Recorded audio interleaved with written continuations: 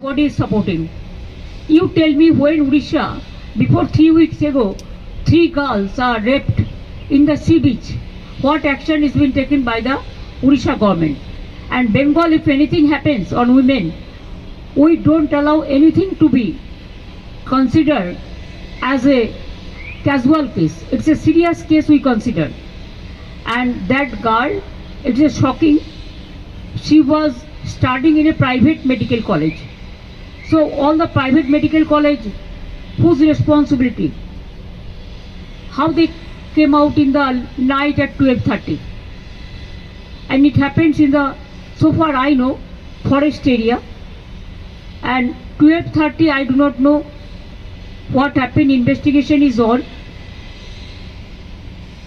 I'm shocked to see the incident, but private medical colleges also is to take care for their students, and especially the girl child at night time. They should not be allowed to come out in the outside. They have to protect themselves also. There is a forest area. So whatever I have received the prima facie report, and police is searching all the people, and nobody will be excused. Whoever is guilty, they will be punished strictly. 3 arrested already. 3 already arrested. Whatever the girls given the statement, as per her statement, it is already they are arrested. So we will take stringent action, but don't mix up with this affected flood area and all this. When it happens in other state, it is also condemnable. Manipur you have seen so many, UP you have seen so many, Bihar you have seen so many, other state Odisha you have seen so many.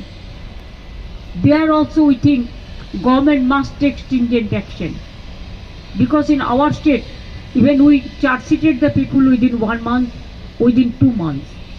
Even lower court gave them the hang order also. Complete করে ফেলেছে, এবং সেখানে প্রায় 2.5 কোটি visitors এসছেন, এবং তারা তাদের অনেক রকম প্রায় 383.58 লাখ স্কিমস আমরা রিসিভ করেছি। এর মধ্যে তার মধ্যে 2.84 lakh scheme has already been given, এবং টেন্ডার প্রসেস অলরেডি স্টার্ট হয়ে গেছে 1.86 লাখ প্রোগ্রামে। 100 প্রোগ্রাম অলরেডি কমপ্লিটেড হয়ে গেছে, এবং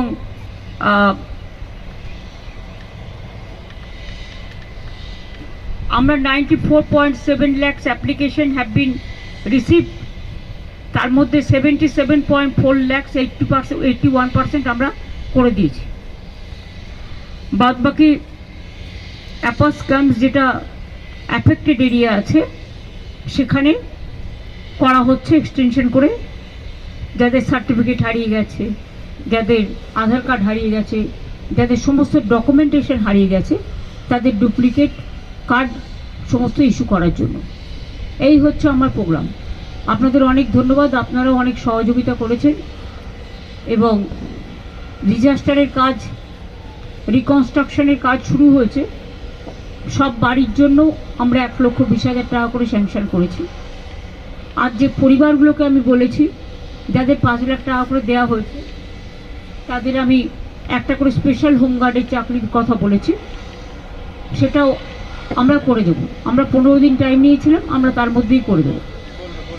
কাজে বাদ বাকি কতটা রিকনস্ট্রাকশনের কাজ হয়েছে, এখনও কতটা সার্ভে করা হয়েছে, কত জায়গা থেকে জল কমেছে, কত মানুষ রিলিফে আছে, রিলিফ কিটস কিন্তু আমরা সব পৌঁছে দিয়েছি, এবং যেটুকু বাকি আছে সেটাও পৌঁছে দেওয়া হবে। আর জিআরটাও চলবে, সুতরাং মানুষের কোনো অসুবিধে হবে না। 3ধারিয়া দিয়ে দার্জিলিং যাওয়া যাচ্ছে, এবং পাংখাবাড়ি দিয়েও যাওয়া যাচ্ছে, দুটো রুট খোলা আছে।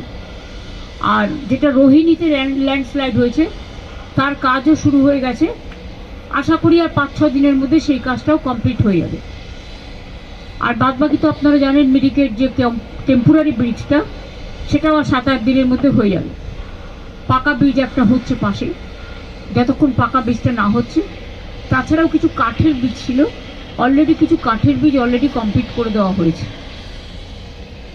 সুতরাং আমাদের কর্মীরা, প্রশাসনের প্রত্যেকটা লাইন ডিপার্টমেন্ট থেকে শুরু করে সবাই মানে জানপ্রাণ দিয়ে, এমনকি খাওয়া দাওয়া টাইমলি করছে না, খাওয়া দাওয়া করতে পারছে না, পড়ে থাকছে বিভিন্ন অঞ্চলে, তারা ভীষণ কাজ করছে, খুব হার্ডওয়ার্ক। এই হার্ডওয়ার্কিংয়ের জন্য আমরা সবাই তাদের অ্যাপ্রিসিয়েট করছি। এত তাড়াতাড়ি তারা যে রেস্টোর করতে পেরেছে, এবং রিলিফ ওয়ার্ক চলছে, এবং রিকনস্ট্রাকশনের কাজও যতদূর সম্ভব আমাদের টাকায় যতটা কুলায় আমরা অলরেডি স্টার্ট করেছি। এই পর্যন্ত আপনাদের আমার বলার, বাদ বাকি তো ফিল্ডে দেখা হবে। Thank you so much. করার পর আজকে আমি হাসিমারায় থেকে যাব, কারণ রাত্রিবেলা তো কিছু হয় না জঙ্গল বা পাহাড়ে। কালকে আমি ওখান থেকে নাগরাকাটায় যাব, আরও কয়েকটা অঞ্চলে যাব। ওটা করতে করতে আবার রাত্রির হয়ে যাবে। তারপর উত্তরকন্যায় ফিরব। পরের দিন আমার মিরিকে, যেখানে ডিজাস্টার হয়েছে সেখানে যাব। তারপরে ওখানে যেহেতু থাকার জায়গা নেই, মিরিক থেকে আমাকে দার্জিলিং যেতে হবে। দার্জিলিং আমি একদিন থাকবো। 5টা কালী পুজোর উদ্বোধন আছে, ওই কাজগুলো করব। বাদ বাকি আপনাদের একটা ইনফরমেশন দিই।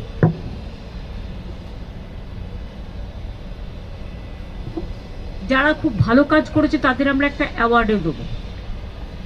মানে সিভিল ডিফেন্স বলুন, আপনার ফায়ার ব্রিগেড বলুন, লোকাল বলুন, পুলিশ বলুন, হেলথ বলুন, তাদের একটা অ্যাওয়ার্ডও দেবে। তাছাড়া আমি আরেকটা কথা বলি, আমার পাড়া আমার সমাধান একটা প্রোগ্রাম চলছিল। এটা ডিটেলস সিএসকে আমি বলেছি প্রেস রিলিজ করে দেওয়ার জন্য, কিন্তু আপনাদের জানাবার জন্য বলি, আমরা বলেছিলাম বুথ ওয়াইজে আমরা 10 লাখ টাকা করে দেব, অর্থাৎ 8,000 কোটি টাকার স্কিম আমরা নিয়েছিলাম। তার মধ্যে আপনারা শুনলে খুশি হবেন, এটা 6 নভেম্বর পর্যন্ত আছে।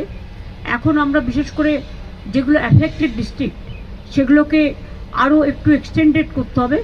তার কারণ হচ্ছে আধার কার্ডটা, তারপর কাগজপত্র সবই নষ্ট হয়ে গেছে, সেগুলোকে কাজ বন্ধ করে রেখে দিয়েছে।